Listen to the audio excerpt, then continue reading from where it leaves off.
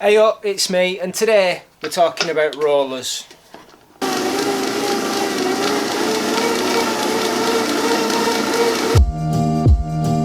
Before we get started with the specifics, let me give you a bit of background. So about 4 or 5 months ago I decided to get into cycling and start taking it more seriously. I was going out for weekend rides, I was making videos with Nick, we were going on longer and longer rides every time. Got up to a half century and then the weather kicked in and winter came. And it pretty much destroyed all thoughts of riding after work. It's got to a point where it's just too cold that it makes you not want to go outside. And I know. Now, in an effort to keep costs down, I was scouring eBay for a second-hand set. I got these for £100 used, and they came with the attachment which allows you to fasten your fork to the actual frame of it and just have your rear wheel on the rollers. It's a little stand, you can see that's where your fork goes into, and this basically clips onto the roller frame there, which then allows you to fasten your front fork in, and then your back wheel would remain on the rear rollers. I went picking it up, got it home, and then came the task of actually learning the thing. Cut to this clip, which was about half an hour ago. My first chance to really get on it and give it a go, especially with clip-on my cleat shoes on, and I'm quite impressed at how far I got within just a few minutes. So it's doable, but it's nerve-wracking, very nerve-wracking. So use caution and lean against a wall. That's all I've got to say about that. Now let's get into the real reason why I bought these rollers. The real reason is I couldn't afford a smart trainer, but the more research I did, it turned out that these were very valuable for learning certain skills. And I've noticed when using these just for a couple of minutes, my pedal stroke wasn't consistent. I wasn't pedaling in a circular motion, I was pressing and jabbing at the pedals, and it wasn't really consistent. But you have to be consistent on rollers, you can't do it otherwise, you bounce around and it's all jerky and stuff.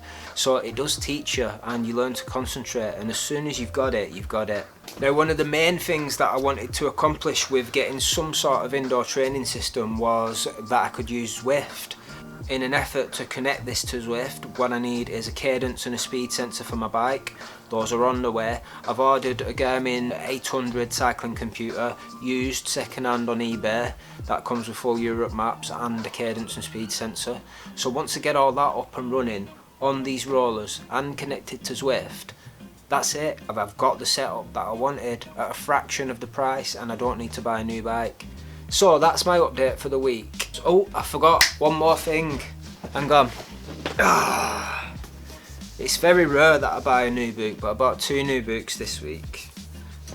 Currently reading Disney's Twisted Tale, A Whole New World. It's like what if Aladdin never found the lamp. There's just like a little street rat and stuff. So that's quite a good Jafar's evil in it. Eviler. This is the second book I bought.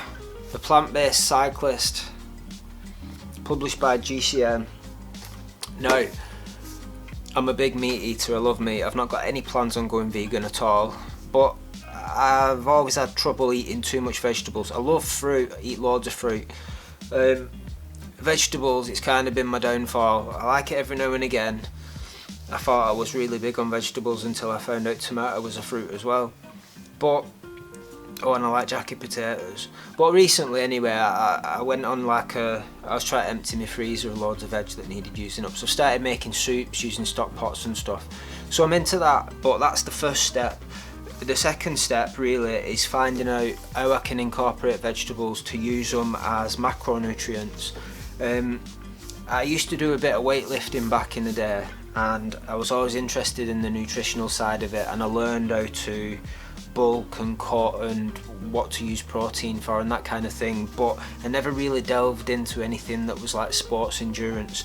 And this book, it goes into how macronutrients are used, how carbs are used, how fats are used, how sugars are used, and why you would need them at certain times during a ride or before a ride or during your diet as a cyclist. So I'm really looking forward to getting into this. There's a lot of information in it, as well as quite a few tasty sounding recipes, so we'll give this a go. and I'll let you know how I get on with it. I know Hank's just finished Veganuary. Like I said, I won't be going vegan or vegetarian, but I'm using this as a tool to help me understand the decisions that I make. That's it for this week. I'll see you next week with another spicy video. Shit. So, oh, you bastards. Well, that's pretty easy gear. Shit.